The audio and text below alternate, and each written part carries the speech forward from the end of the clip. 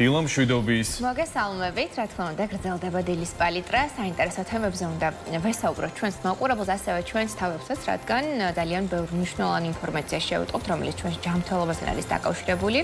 ეს მკურნალის რუბრიკის დღე გახლავთ, გულო გარმალია შემოგვიერთდა სტუმართან ერთად. მოგესალმებით, საინტერესო საუბარი ვალოდები წინ. მოგესალმებით, მივესალმებით ჩვენს მაყურებელს, რა გავლენას ახდენს კვება ადამიანის საჭმლის მომნელებელ სისტემაზე. სწორედ ამ თემაზე ვისაუბრებთ, იმიტომ რომ ზოგადად კვების რაციონი და სწორი და კარგი კვების რაციონი ძალიან მნიშვნელოვანი არის, მაგრამ გარდა ამისა არის რაღაცა რიგი საკვები, რომელიც დისკომფორტს გვიქმნის და საჭმლის მომნელებელი სისტემას დისკომფორტს განვიცდით და როდესაც სწორ კვებაზე და ჯანმრთელობაზე ვსაუბრობ, ძალიან მნიშვნელოვანი არის, რომ აი ეს სისტემა გქონდეს მოწესრიგებული და შესაბამისად ჯანსაღი კვება და სწორად შერჩეული რაციონი ავტომატურად უნდა ნიშნავდეს იმას, რომ ჩვენი, ესე თქვა, საჭმლის მომნელებელი სისტემა იყოს სწორად ფუნქციონირებდეს, იმიტომ რომ ვიცით, რომ ძალიან დიდი დისკომფორტი ახლავს აი ამ ყველაფერს იგივე შებერილობა და უშუალოდ მწვა მუცლის არეში და თან კიდე ხანდახან მგონია რომ ძალიან ასე თქვა მძიმედ ვგრძნობთ თავს. ქალბატონო მაკა, მოდით ახლა მე რო არ გავაკეთო ძალიან დიდი შესავალი წარგადგენთ სამედიცინო ცენტრ ციტოს თერაპევტი, ოჯახის ექიმი, გასტროენტეროლოგი მაკა ცუცქირიძე არის დღეს ჩვენთან ერთად. ძალიან დიდი მადლობა რომ ხართ ჩვენთან ერთად და მოკლედ დავიწყოთ რაღაცნაირად პატარა შესავალი კი გავაკეთებ, რა სახის დისკომფორტებზე არის საუბარი და ზოგადად აი კვება, ჯანსაღი ცხოვრების წესი, აი ეს პრობლემები, რაც ჩამოვთვალე, რამდენად აქტუალური არის დღეს და რამდენად ხშირად მოგმართავენ აი ამაზე რომ ვისაუბროთ თანამედროვე სამყაროში. მოგესალმებით, მივესალმებით თქვენს მსმენელს. მოდით დავიწყოთ იქედან, რომ ჯანსაღი კვების საკითხი დღეს მსოფლიო მასშტაბით ძალიან აქტუალურია და მუდმივად იზრდება ინტერესი ამ თემის მიმართ, როგორც მსოფლიოში, ასევე საქართველოში. ეს განპირობებული არის რამოდენიმე ფაქტორით, ისეთი დაავადებების განვითარება, როგორც გახლავთ სიმსუქნე, დიაბეტი, გულშისხმოვანთა სისტემის დაავადებები, ონკოლოგიური დაავადებები და კუჭ-ნაწლავის ტრაქტის დაავადებები უხშირესად დაკავშირებულია არაჯანსაღ კვებასთან. რა მოიაზრება არაჯანსაღი კვების ტერმინის ქვეშ? გარდა იმისა, რომ გლობალურად შემცირდა ხელმისაწვდომობა ხარისხიან საკვებზე, შეცვლილია საკვების მიღების დრო, რითმი, რეგულაცია, არის ძირითადად დარღვეული ინტერვალი კვებათა შორის და შესაბამისად სწორედ ეს აყალიბებს იმ სიმპტომებს, რაც არის დასაწყისი სხვადასხვა დაავადების განვითარების. ასევე მინდა აღვნიშნო ის, რომ დიდი რაოდენობით საკვების მიღება ხდება, როდესაც ეს კვების რითმი არის დარღვეული, პორციების რაოდენობა მაღალია და შესაბამისად ეს იწვევს კუჭ-ნაწლავის ტრაქტის დაავადებების განვითარებას და სიმპტომებს. ყოველივე ამას ემატება ასევე ისიც, რომ გაიზარდა თამბაქოს მოხმარება როგორც მამაკაცებში, ასევე ქალებში და ეს რიცხვი გაიზარდა არახანდაზმულ პაციენტთა შორის, განსაკუთრებით ახალგაზრდებში და შესაბამისად მოიმატა ახალგაზრდა პაციენტთა ვიზიტმა სამედიცინო დაწესებულებებში. ამას ასევე ემატება ალკოჰოლის ჭარბი, რაოდენობით მოხმარება და თავისთავად აი ეს ყველა სიმპტომი, ფაქტორი ერთად განაპირობებს დაავადების განვითარებას. და თავისთავად ჯანსაღი კვების ხელშეწყობა ასევე განაპირობებს ამ დაავადების სიხშირის შემცირებას. არასწორი და არაჯანსაღი კვება საკმაოდ სამწუხაროდ ცლად გავრცელებული პრობლემაა საქართველოში, განსაკუთრებით დღესასწაულების შემდეგ, რაზეც ჩვენ ვისაუბრეთ, ედერის დაწყებამდე მე და თათამ აღდგომა იყო და აღდგომის დღესასწაულზეც და ინაკვირასაც დიდი დრო დაუწყოთ ამას. მამის ჩაკაფულად გადავიქეცინეთ იმენჯერ თქვით უკვე ამაზე. კარგი არის. კარგი ყოფილა ხო ნამდვილად სასარგებლოა, თუმცა დოზირებულად რა თქმა უნდა. და რა არის ძირითადი სიმპტომები და ჩივილები, რომელიც უკავშირდება ამ გასტროენტეროლოგიურ პრობლემებს?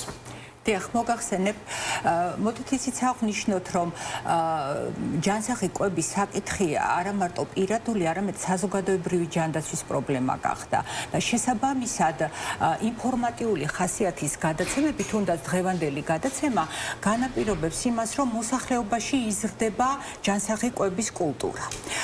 ძირითადად შემაწუხებელი სიმპტომატიკა, რაც მოსდევს აი ამ თქვა ჯანსაღი კვების წესს პროცესის დარღვევას გახლავთ მუცლის შებერილობა, ჭარბი აირების დაგროვება, წვის შეგრძნება მუცლის არეში, პერიოდულად შესაძლებელია გამოიხატოს გულძმარვის ეპიზოდი, გულისრევის შეგრძნებები და მოხდეს განავლის ფერის ცვლილებები, ასევე კუჭის მოქმედების სიხშირის ცვლილებები, რასაც ხშირ შემთხვევაში ახლავს ფაღარათისა და შეკრულობის მონაცვლეობა.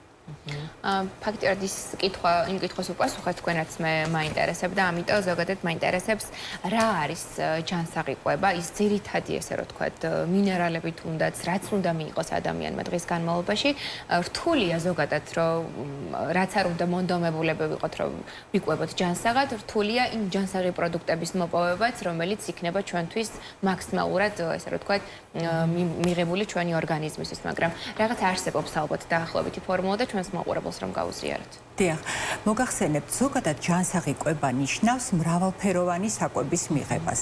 ანუ აუცილებელია ყველა ის კომპონენტი იყოს მიღებული პაციენტის ორგანიზმის მიერ, როგორიც არის ცილა, ცხიმი, ნახშირწყლები, ვიტამინები, მინერალები, ვინაიდან სწორედ ეს მრავალფეროვნება წარმოადგენს ძირითად განსაზღვრელს ჩვენი ორგანიზმის ნორმალური განვითარებისათვის, ენერგიისათვის და გუნება განწყობილების ცვლილებისათვის. ანუ მრავალფეროვანი კვება და რამოდენიმეჯერ დღის განმავლობაში მიღებული საკვები ულუფა გადანაწილებული დღის მანძილზე. ქალბატონმა კაი ზუსტად ჩემ კითხვასაც უპასუხეთ თქვენ ახლა უკვე რომ აი კვებითი რეკომენდაციები მაინტერესებდა ძირითადად აი რა სახის პროდუქტი უნდა შევიტანოთ რაციონში. ზოგი ამბობს რომ დაუშვათ ხილის დროს აქვს ის სიმპტომები, აი რაც თქვენ საუბრეთ დასაწყისში ჩამოთვალეთ, იგივე შებერილობა, სიმძიმის შეგრძნება, ზოგი პირიქით არის ბოსტნეული შემთხვევაში. ალბათ ყველა ადამიანზე ინდივიდუალურად უნდა შეირჩეს და თან აი საინტერესო მთავარი ალბათ არის როგორ იწყება ჩვენი საუზმე, ხო? ვინც საუზმობს მაგალითად, მე საერთოდ არ მიყვარს საუზმე და აი საინტერესო აქვს თუ არა საუზმეს განსაზღვრელი მნიშვნელობა და აი ცილა რა დოზით უნდა იყოს ბოსტნეული რა დოზით, აი რა არის ის კონკრეტული დაუშვათ საკვები, რაც თვლით რომ აუცილებელი არის რომ მოაწესრიგოს ესე თქვათ ის დისკომფორტები მოგვაშოროს რაც არის ხოლმე. ყველაზე მთავარი გახლავთ ზოგადი რეკომენდაცია. ვინაიდან ინდივიდუალურად მიმდინარეობს აი ეს ცვლილებები ორგანიზმში. ჯანმრთელ პოპულაციას ესაჭიროება დღეში 3-ჯერადი ან 4-ჯერადი კვების ინტერვალი. რეალურად თუ ადამიანი საუზმობს მის შემთხვევაში უფრო თქვათ მოწესრიგებულია კუჭაწლავის ტრაქტის დაავადებებთან განპირობებული სიმპტომები. ანუ ნაკლებია ამ პაციენტებთან მუცლის შებერილობა და ჭარბი აირების დაგროვება. შესაბამისად, საუზმის დაწყებიდან არ აქვს მნიშვნელობა ადრეული ვადა იქნება თუ ცოტა მოგვიანებით, უნდა გადანაწილდეს რაციონი დღის განმავლობაში და მოხდეს ინტერვალების დაცვა. ანუ არ არის სასურველი დიდი ინტერვალი კვებათა შორის, მაგალითად დილით მიღება და გვიან ღამით კვება, ვინაიდან აქ ყველაზე მეტად იცვლება ნახვის ბუშტის კუმშვადი ფუნქცია და მონელების პროცესი ირღვევა. ანუ არ არის აქტიურ რეჟიმში ის ფერმენტული აპარატი, რაც განაპირობებს ცილის, ცხიმის და ნახშირწყლების დაშლას. რაც შეეხება მცენარეული საკვების მონელებაზე, ესეც გახლავთ ინდივიდუალური თემა. არის პოპულაციის ნაწილი, რომელიც ვეგეტარიანელია, ვეგანია, იცავს გარკვეული პერიოდის განმავლობაში მარხვასაც, მაგრამ ის ჩვეულებრივად ამუშავებს ამას და პრობლემა არ აქვს, მაგრამ თუ უკვე ჩნდება ჭარბი აირების დაგროვება, მუცლის შებერილობა, დისკომფორტი, სიმძიმის შეგრძნება, თუნდაც მცირე რაოდენობით საკვების მიღების შემდგომ, ასეთ პაციენტთან საჭიროა არაფარმაკოლოგიური, ანუ ქცევით მენეჯმენტთან ერთად უკვე ფარმაკოლოგიური საშუალებების ჩართვაც. აი, რა საშუალებებზეა საუბარი, საინტერესო იქნება, თუნდაც სიმპტომური საშუალებები და ამასთან ერთად ასევე ძირითადად ექიმთან მისვლა გვეზარება ხოლმე, ხო ესე რეალურად და ვიდრე ექიმთან მივალთ, აი რა ეტაპებია გასავლელი, რომ იქნებ ჩვენვე ვაგვარებთ ამ პრობლემას გარკვეული სიმპტომური საშუალებების ჩარევით. სიმპტომების გახანგრძლივება ცხადია უჩვეულოა პაციენტისთვის და უკვე დგება საკითხი, რომ მან დახმარებისათვის მიმართოს ექიმს, მაგრამ ჩვეულებრივ ჯანმრთელ პოპულაციაშიც აი ანალოგიური სიმპტომატიკა ჩვენ რაც ჩამოვაყალიბეთ იგივე ჭარბი აირების დაგროვება, მუცლის შებერილობა, წვის შეგრძნება შესაძლებელია ერთჯერადად განვითარდეს ან დიდი ულუფით საკვების მიღების დროს, ან ზედმეტად ცხიმიანი საკვების მიღების დროს, ან რაციონში ხანგრძლივად მხოლოდ მცენარეული ტიპის საკვების მიღების დროს. ამიტომ აი ზუსტად აი ამ დამხმარე საშუალებების გაცნობით მინდა რომ თქვათ აი ეს თემა გავაჟღერო. არსებობს საფთიაქო ბაზარი გაჯერებულია ანალოგიური პრეპარატებით, რომელიც წარმოადგენს საჭმლის მონელების პროცესის დამხმარე საშუალებას და მე დღეს ვისაუბრებ კლინიკურ პრაქტიკაში საკმაოდ ეფექტურად ჩემს მიერ გამოყენებულ პრეპარატებზე. ეს გახლავთ საერთაშორისო კომპანია GM Pharma-ის პროდუქტები, Reoconi და Dialac Forte, რომლის მიღებაც ექიმთან ვიზიტამდე შეუძლია პაციენტს, როგორც ერთჯერადად, ასევე ხანგრძლივად მოხმარებისთვის. ვინაიდან ეს პრეპარატები გახლავთ უსაფრთხო და კონკრეტულად რომ ვისაუბროთ ამ პრეპარატებზე, Reoconi გახლავთ მულტიფერმენტული პრეპარატი, რომელიც გარდა იმისა, რომ შლის ცილას, ცხიმს და ნახშირწყალს, ასევე არის შემადგენლობაში მცენარეული ბოჭკოს დამშლელი ფერმენტი ჰემიცელულოზა, რომელიც არ გამომუშავდება ადამიანის ორგანიზმში. შესაბამისად, აი სწორედ იმ კონტინგენტისთვის, ვინც იცავს მარხვას, ვეგეტარიანელებისთვის, ვეგანებისთვის არის ოპტიმალური ამ პრეპარატის გამოყენება ექიმთან ვიზიტამდე. ურეცეპტოდ იყიდება პროფილაქტიკისა და პრევენციის მიზნით თუ არის მიზანშეწონილი და შესაძლებელი რომ მხოლოდ სიმპტომების გაჩენის შემთხვევაში ითვლება როგორც დამხმარე საშუალება. ადამიანს, რომელსაც არანაირი კუჭნაწყალვის ტრაქტის სიმპტომატიკა არ აქვს, პრაქტიკულად არ ესაჭიროება მედიკამენტი. მაგრამ მუცლის შებერილობა და ჭარბების დაგროვება ეს ჯანმრთელ პოპულაციაშიც იჩენს თავს. ამიტომ რეალურად ერთჯერადად დამხმარე საშუალებად ამ შემთხვევაში გამოიყენება პრეპარატი Dialac-ი, რომელიც ამცირებს მუცლის შებერილობას, ზედაპირულ დაჭიმულობას და გაზების რაოდენობას ამცირებს. იხსნება დისკომფორტი. ასევე მინდა აღვნიშნო, რომ Reoconში არის ასევე ნივთიერება, რომელიც თავისთავად უზრუნველყოფს ჭარბი აირების შემცირებას და ერთი კიდევ ნატურალური ექსტრაქტია ხარის ნაღველი, რომელიც განსაკუთრებით გაჯერებულია ნაღლის მჟავებით და უზრუნველყოფს დამატებით ცხიმის დაშლას. ეს საინტერესოა, მაგალითად, ჩემს გარშემო არის ერთი ადამიანი, რომელსაც ჯანსაღი ძალიან უყვარს, მაგალითად, კომპოსტო ბროკოლი, რომელიც იწვევს ერთგვარ შებერილობას და არ მგონია სწორი იყოს, რომ ჩვენ უარი, ან მათ უარი უნდა თქვან კომპოსტოზე ან თუნდაც ბროკოლზე, რადგან შებერილობას იწვევს, იმიტომ რომ მაშინ მნიშვნელოვანი ვიტამინებია. ანუ თქვენი რეკომენდაცია შესაძლებელია, რომ მათ მიიღონ ეს პროდუქტები უბრალოდ, რადგან არსებობს მსგავსი მედიკამენტები, ის დააყოლონ, რომ მათმა ორგანიზმმა არ განიცადოს ის დისკომფორტი და ვიტამინებიც მიიღონ. ანუ ამ შემთხვევაში თვითნებურად ჩვენ შეგვიძლია რომ გამოვიყენოთ მედიკამენტი. რაციონი აუცილებლად უნდა იყოს გაჯერებული ხილით და ბოსტნეულით, იმიტომ რომ ეს წარმოადგენს მთავარ ვიტამინების და მინერალების წყაროს.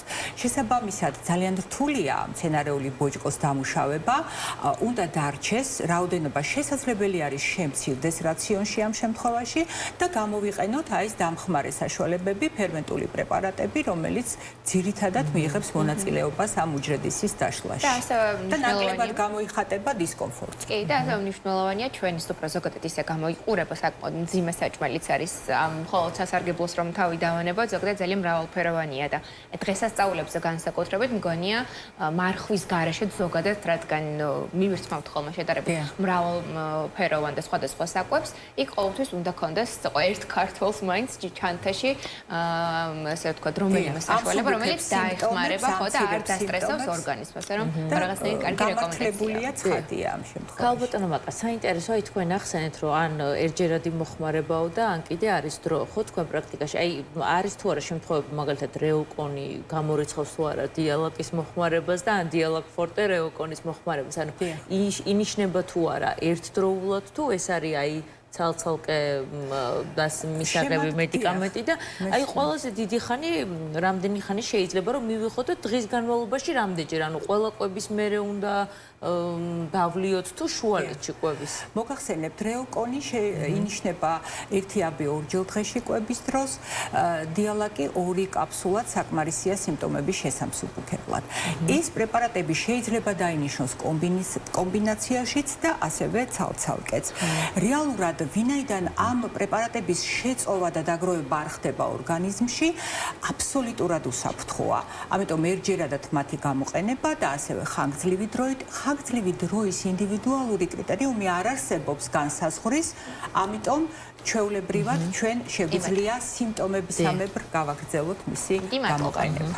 ძალიან დიდი მადლობა ქალბატონმა სტუმრობისთვის. სამედიცინო ცენტრ ციტოს თერაპევტი, ოჯახის ექიმი, გასტროენტეროლოგი მაკა ცუცქირიძე იყო დღეს ჩვენთან ერთად. საინტერესო რჩევები მივიღეთ და რაც თავარია, ხო, ძალიან კარგი მედიკამენტი, უნებელი მედიკამენტიც გავაცანით ჩვენს მაყურებელს და კიდევ ერთხელ დიდი მადლობა და მე მომავალ სამშაბათამდე გემშვიდობებით. კი ბატონო, დიდი მადლობა.